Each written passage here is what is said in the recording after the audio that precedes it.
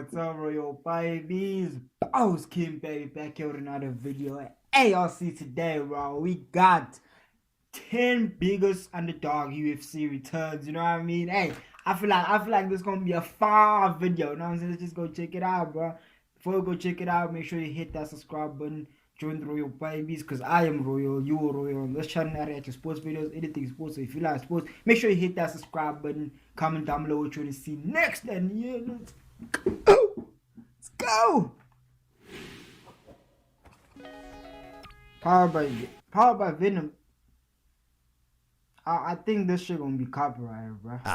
The hero's journey, let's go. like any good quest for gold and glory, will often involve a lot of trial and tribulation, mostly physical, and although it makes us sad, it is somewhat cathartic to see our most beloved fighter lay down their gloves in the octagon, call it a day, and know that you are no longer going to have to see them get punched in the face every Saturday night. But the call to combat is often as powerful as the Horn of Gondor. I'm a kind of fan, so he's for itself, and many of our favorite fighters can't resist returning to the sport for just one more run, looking to embark. I just got into this UFC. I've obviously known about UFC, but I've never like actually known some fighters like Dustin Poirier.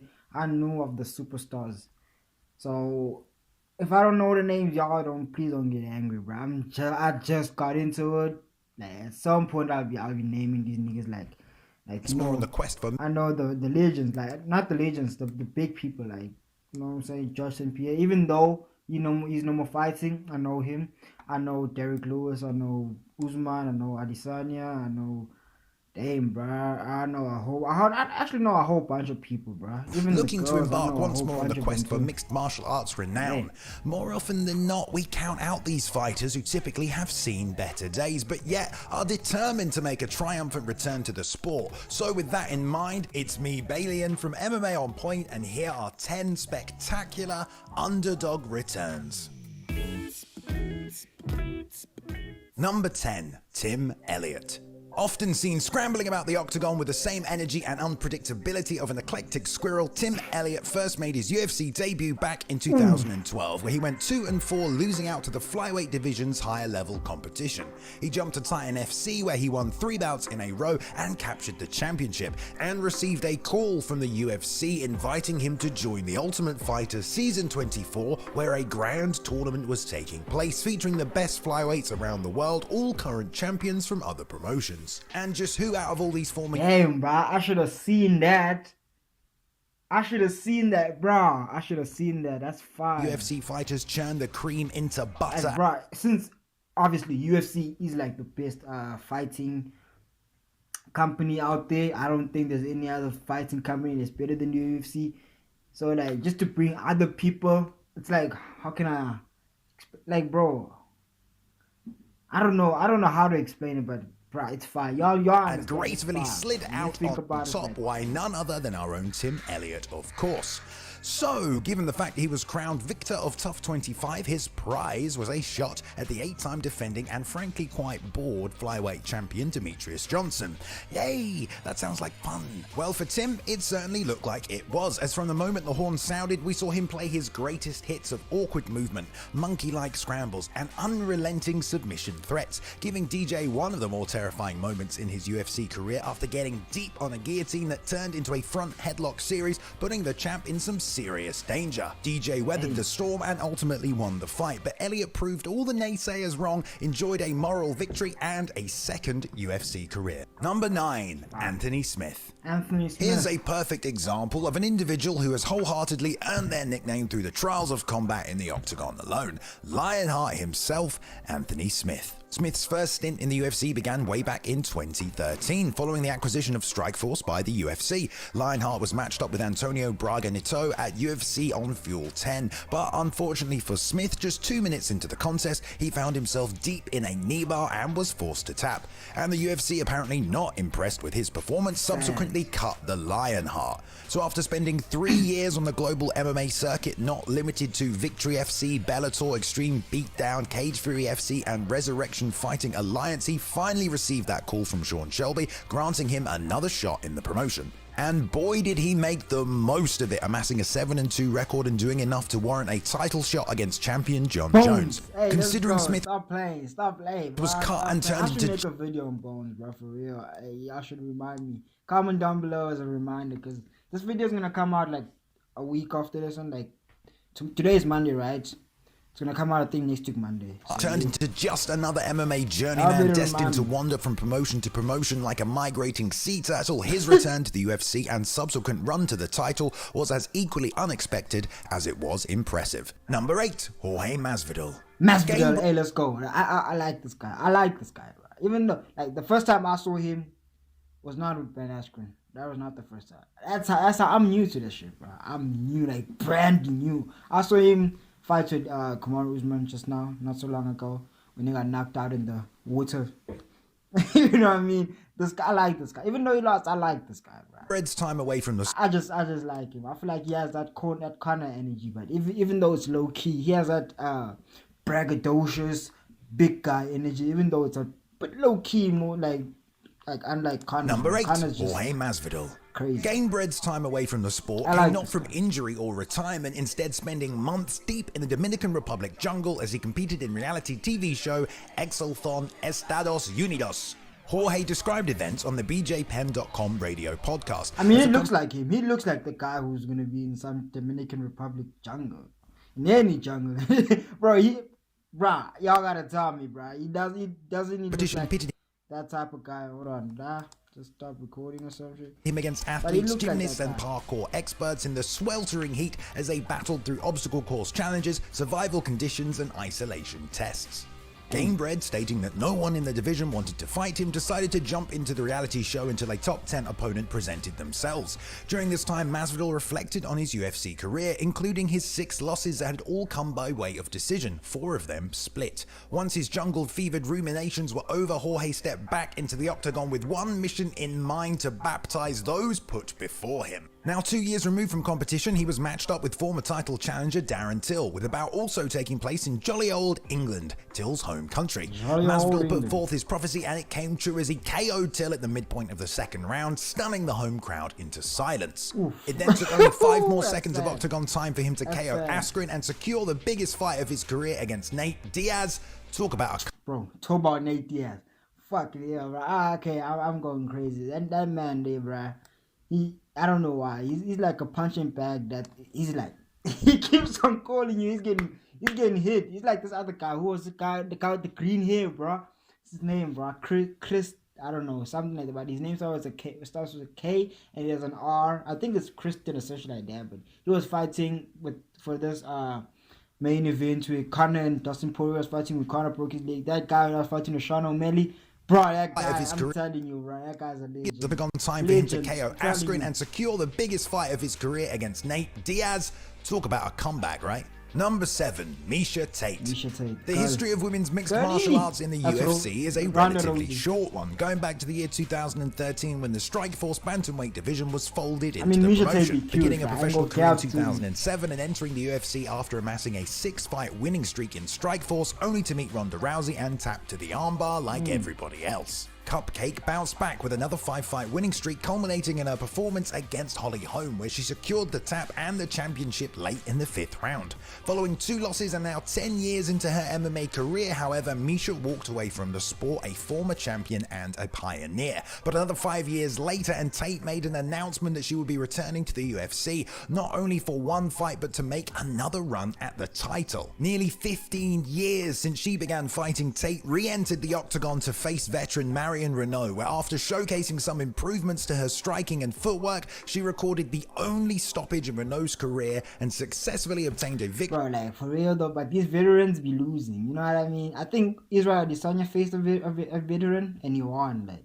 these veterans, like, hey, don't, like, I feel like these new guys, they got some tricks up their sleeves, you know what I mean? These new fighters, I feel like they got a move different. Playoffs in UFC history. I'm back. Number 6, Uriah Favor. I don't know him. Now let me welcome everybody to MMA, was the cry of California native and Sacramento son Uriah Favor as he took the WEC promotion up and down the west coast of the US as the headlining act and champion. Flash forward to his UFC career following the assimilation of the WEC's roster into the new bantamweight division of the UFC, where he won 8 fights in just 3 years, losing only to rival Dominick Cruz and then unstoppable Nosferatu Renan Barão. Favor continued in the division but with a sporadic career, dropping losses to the up-and-comers of the division where previously he had wiped out all but the best until he finally announced his retirement following a victory over Brad Pickett in 2016. A good end to a great career. Little did we know, Favor fancied himself a 40th birthday present, so 3 years later booked a bout against rising contender Ricky Simone. Questions were raised given the age and time off for Favor, but he walked out to his Sacramento home crowd and scorched Simone in just 40 seconds, echoed with roars by one of the loudest audiences you've heard in your life. Bro, this guy's actually funny. Epic return and surely a fairy tale ending for Favor. Unfortunately, he went on to fight Peter Yan and, although no longer retired, has yet to take another fight. Number 5, Andre Arlovski. MMA is the sport of unpredictability. Sure, you can take a look at a fighter's age, previous win streaks and accomplishments and make an assessment about when the prime of their career might be at an end, but there will always be one fighter who comes along and throws all of that meticulously collected data out of the window. Enter the Belarusian sensation Andre Arlovski, a man with more high-level MMA fights than Minsk has potatoes. So let's start at the beginning. Arlovski's first professional fight took place in 1999. By the year 2000, he was already in the UFC, and in 2004 he won the interim heavyweight UFC championship after submitting Tim Sylvia. He hung around the promotion until 2008 when his contract was up, and over the next 6 years fought across the world in Elite XC, Affliction, Strikeforce and World Series of Fighting. So when 2014 rolled around, now 10 years removed from UFC Championship gold, doubts were raised about the level of athlete Andre still was, and if he was truly UFC worthy. But the promotion signed him anyway. He edged his first bout over Brendan Schaub, then going on to KO Antonio Silva, Travis Brown and beat Frank Mir, amassing an impressive 4-fight run. Even Luke Thomas admitted he had never been more wrong about a fighter. I just never saw this coming. I've been totally wrong about Arlovski for quite some time. Now another 6 years later, he's still picking up octagon wins. Number 4, Mark Hunt. In his 20-plus years as a professional combat sports athlete, the Super Samoan has created a highlight reel of superhuman knockouts, first appearing on our screens, climbing his way up the K1 kickboxing world heavyweight ladder. Eventually being invited to the 2001 Grand Prix, where he won 3 fights in one night to become the K1 champion. From here, he moved into mixed martial arts to middling success, going 4-1 before facing the elite Pride had to offer. I mean, you might as well, it's like easy. You went from what you call kickboxing to UFC type shit. You might as well, bro. If you're in kickboxing, I feel like you just need the grappling to make it MMA. Like, to make it full MMA. It's just the grappling and submissions. That's it. That's it. Including losses to Josh Barnett, Fedor Emelianenko, Alistair Overeem, and even Gegard Mousasi. So by the time the UFC came knocking at the door of Pride, the future career prospects in MMA did not look good for Mark. The UFC even offered to pay him instead of signing a UFC contract. But the Samoan, being as super as he is, and obviously having a clear understanding of what he wanted his chosen career path to be, jumped into the octagon and proceeded to lose his first fight. Yet again, ignoring the naysayers, Hunt was not deterred, re-entered the octagon 3 months later and scored a knockout of the night. Mark went on to lose only 1 out of his next 7 fights, culminating in a shot at interim heavyweight gold, going from being counted out to the top of the sport. Number 3, Robbie Lawler. From one longtime veteran of mixed martial arts to another, ruthless Robbie Lawler burst onto the UFC scene in 2002, where he hurricaned his way through his early opponents, showing an unmatched cause for ferocity and violence. He would go on to lose 3 out of 4 bouts, however, and left the promotion to make the MMA World Tour, fighting in Pride, KO. Bro, I fell to the jaw, bro, you know, so, hey. Y'all better not play with that DC and Elite XC before finally finding his way to Strikeforce in 2009. His time with the promotion was a little hot and cold, occasionally performing feats of extreme athleticism and war cry-inducing acts of violence, but also occasionally looking out of shape and disinterested with the sport altogether. He won just 3 of his 8 fights, but in 2013 the UFC bought out Strikeforce, and so Robbie once again found himself in the octagon. Despite questions about his age and enthusiasm. I must check out the Strikeforce. Does it still exist since UFC bought it out, or is it just like is it now one thing? Like Strikeforce, UFC, bang, one thing? Like how Instagram and Facebook, okay, they still both exist. But like, you know, I don't know, fuck it. Y'all know For what the I'm sport, saying. he bro. was determined to make Y'all an should actual know. title Y'all run, should- dropped to 170 pounds and went on a ruthless campaign, Let's go. flatlining Josh Koscheck, Jack. Bobby Volker, and even beating the heralded future champion in Rory McDonald. Amazingly, his UFC return had taken him straight to the top, and although he lost out on the title to Johnny Hendricks, he again returned to the rankings to win 5 straight, showcasing his unfathomable warrior spirit, unstoppable will, and now unquestionable heart. Also beating Hendricks in the rematch along the way, won the belt and defended it twice. Number 2, Dominick Cruz. If you're a fan Dominick of this Cruz. channel and our list, I've you'll heard of him. probably find the name Dominick Pretty Cruz sure I've appears seen him quite often. He's had one of the more interesting MMA careers and as such often appears on lists identifying interesting facts or moments within the fight game. Cruz had captured the WEC Bantamweight Gold in 2010 and went on to defend the belt twice before the promotion was swallowed up by the UFC. Much like Jose Aldo, he kept his belt and was crowned inaugural Bantamweight champion, defending it twice again before his first major injury, an ACL tear, kept him sidelined until 2014. Then a torn groin added an extra 6 months to that and lost him his UFC championship. Despite 2 years off, however, he scorched Takeya Mizugaki in his return to the octagon, but subsequently reported he tore the ACL in his other knee and remember would this. again have to sit out. Finally, in 2016, 4 years after his last title fight, he made his return to face then champion and absolute killer TJ Dillashaw. After 5 rounds of war, Cruz was announced the winner and the UFC belt was once more strapped firmly around his waist, weaving one of the greatest underdog return stories of all time. Number 1, Randy Couture. Beginning his career in 1997 with his first professional fight being in the You live in UFC. fighting for Yeah, that old a school people. whole Randy long Couture won time. 4 fights in a row with his final victory He's been fighting for a whole long time. I don't know.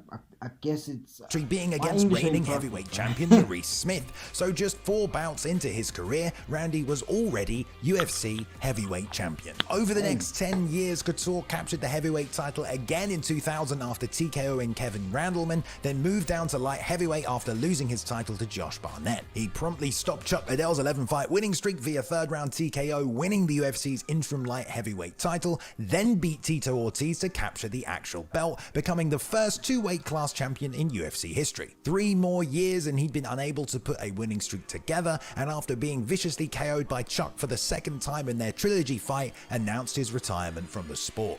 But just 1 year later and he was back and would be fighting Tim Sylvia for the heavyweight belt once more. Innumerable doubts were raised about Couture's ability to compete with the champion, especially given his age and 2 KO losses. Randy absolutely smashed Sylvia into the ground and was awarded his 3rd UFC heavyweight championship. Forget the layoff, forget the age, That's a shorty.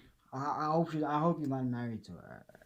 forget the layoff, forget fresh the age, one, forget fresh his one, previous let's go. performances. This was Captain America, people. A big shout out to Luke Taylor for editing this video. You can find him and some of his amazing Shout out to Luke Taylor, y'all. Hey. Anyway, bro, that is it for the video. You know what I'm saying? We're not shouting out anyone else, you know what I'm saying? But anyways, yeah, that is it for the video. I hope you guys enjoyed it. And yeah, if you did enjoy it, make sure you hit the subscribe button. If you did not enjoy it, hit that subscribe button and hit the like button because you did not enjoy the video. Make sure you hit the subscribe button, join the Royal Babies because I am Royal, you are Royal. And yeah, that is it for the video. Peace. I say that is it for the video so many times in one video. I don't know why, but fuck it. Nobody cares.